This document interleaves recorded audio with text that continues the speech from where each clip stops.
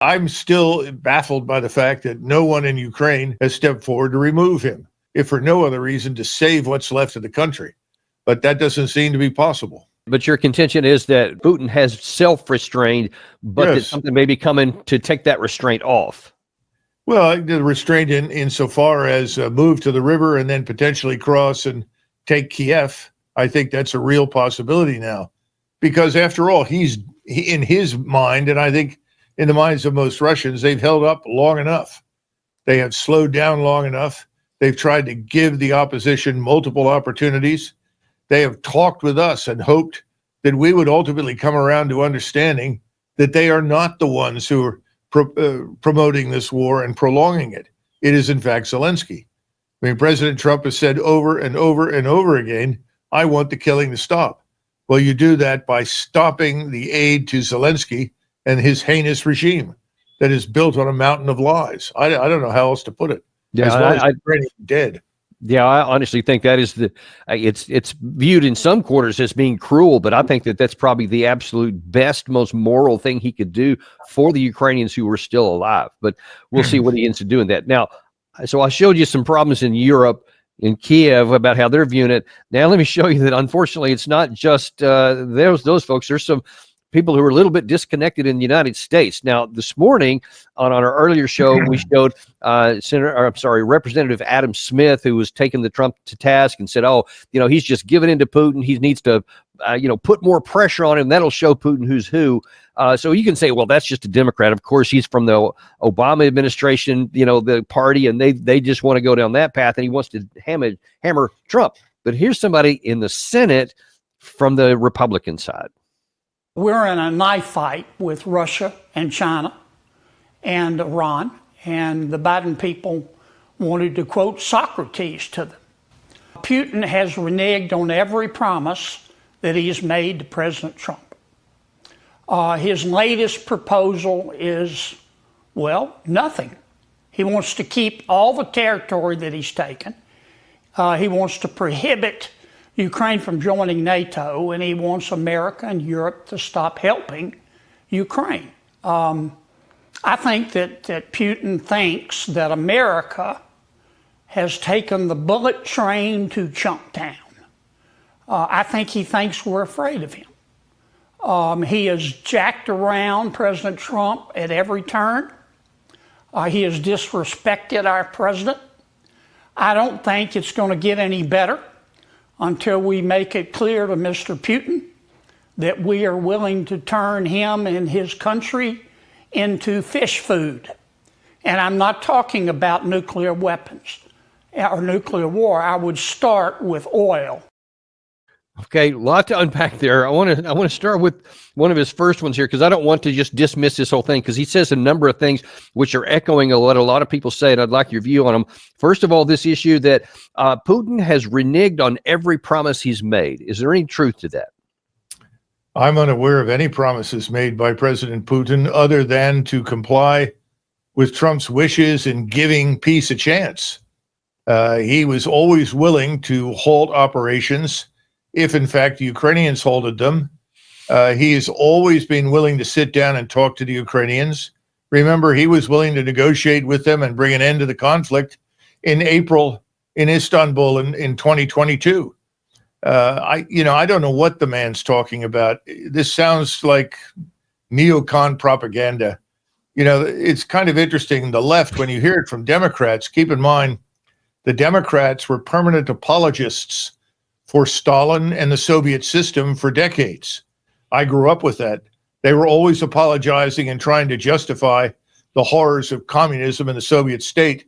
They were in the front line to attack Goldwater, Reagan, Nixon, everyone who was fundamentally anti-Soviet and anti-communist.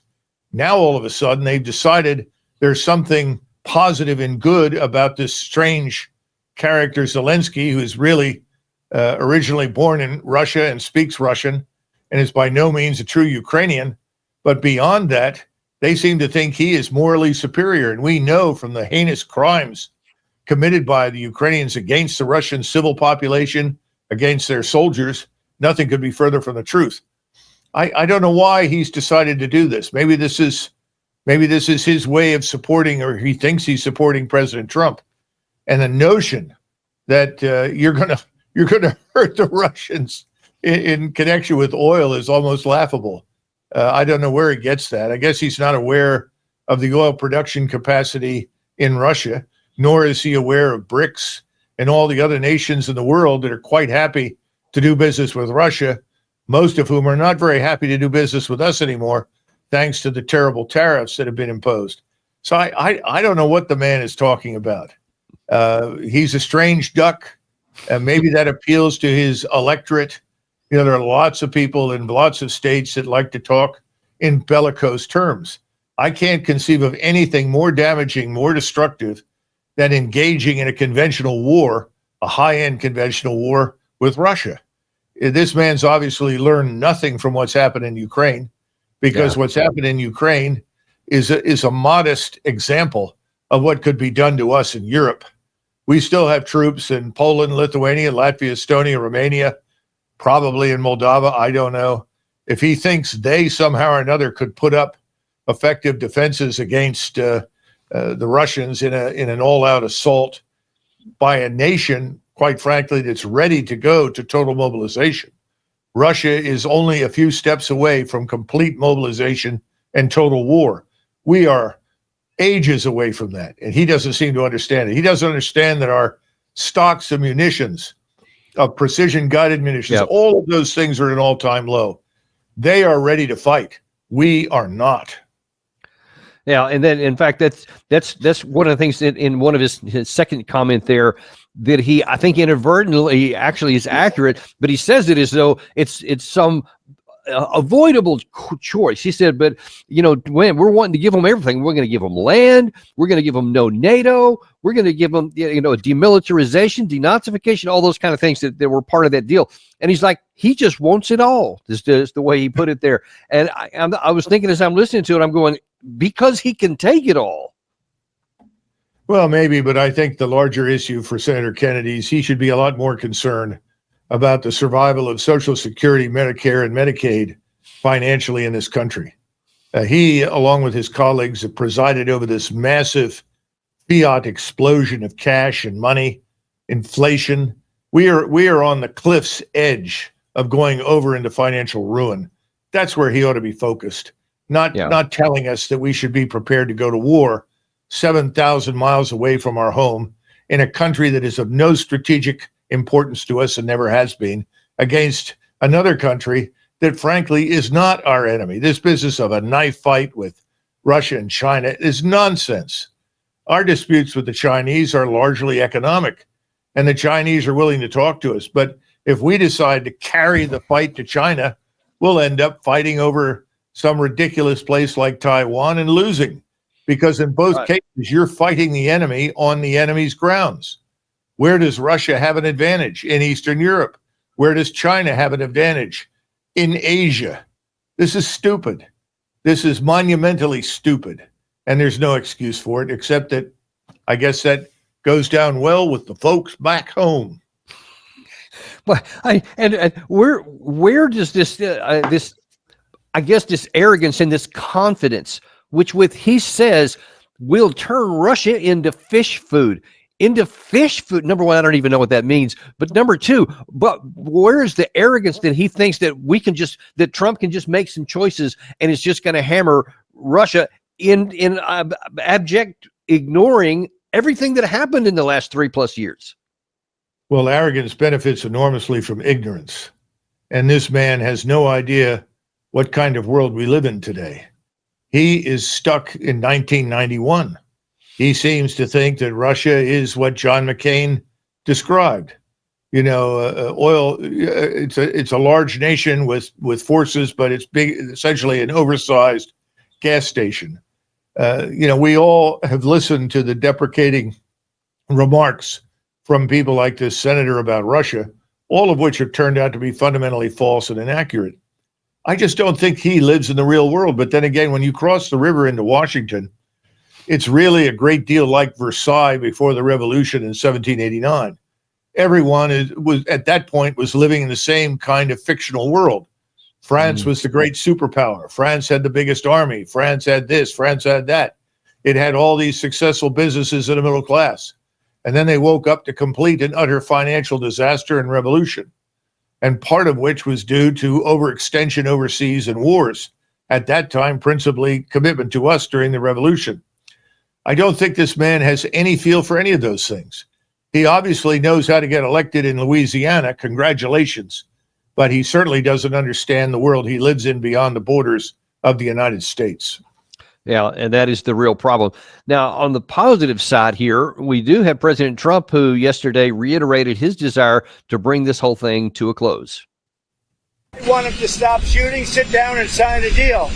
And we have the confines of a deal, I believe. And I want him to sign it and be done with it and just go back to life. What punitive action are you considering taking against Russia? Well, I have a lot of things I can do. I'm not looking to do it, but I have a lot of strength. But does he have a lot of leverage if he wanted to use it against Russia? Well, I suppose what little strength we have left at this point could be squandered in a conflict with the Russians. I'm worried about seeing it squandered in the Middle East in a conflict with Iran. This is ridiculous. First of all, what he thinks is only 50% of the issue, maybe not even that. I mean, quite frankly, go back to what we were saying earlier. Where's the strategic interest? Let's not talk in stupid terms and say, well, we believe in democracy and freedom. Okay, fine. Happy to hear that. Half the countries in the world we do business with don't know how to spell freedom or democracy. We have good relations with many countries that most Americans would look at and say, these are authoritarian states. They're by no means republics. So this notion that we have to defend a democracy in Ukraine is absurd. Ukraine is a dictatorship. There's nothing democratic about it. Hasn't been for a long time. So what is the interest in Ukraine? It's not rare earths. They don't have enough to make any damn difference. The one thing they have is agriculture. They have a huge breadbasket. It would be nice to see the war end so that they came back to growing food, which is essential to the rest of the country, the rest of the world. But I think he also needs to keep in mind that while we've been talking and complaining, Putin has given away 30,000 tons of grain to the people in Gaza. What's Senator Kennedy's plan for the people in Gaza? Would he like to gas them? Does he want to shoot them, bomb them? Because that apparently is what the Israeli lobby wants him to do. I don't know. But this whole problem with Gaza seems to have been swept under the rug, as though 2 million lives are completely irrelevant. Now, that's music to Mr. Netanyahu's ears, but is that really the way we Americans want to think about it? I don't think so. So I don't know what this man Kennedy is talking about. He's filtering a lot of nonsense from the White House, repeating it, things that Waltz makes up. At the end of the day, frankly, unless we want to go to war over Western Ukraine, there's not a hell of a lot we can do. What we should be interested in doing is facilitating an end to the conflict. That means bringing pressure about on our friend Zelensky, even if it means removing him. You're not going to pressure the Russians. They will not be pressured. If we haven't figured that out yet, we are very stupid. By the way, not will the Chinese. And if you put them together, the rest of the world pales in comparison, militarily and economically. So we need to start thinking in real terms. We are one of many great powers. We are not the superpower. We're not the only one. And Senator Kennedy has no right to stand up and talk as though he commands the armed forces and the resources of the American people, and that the American people should be thrown into the buzzsaw on behalf of this regime in Kyiv. That's nonsensical. We need to get out of this right away. The last thing this country needs is a major war with a major power like Russia or China or any other number of large countries of the world.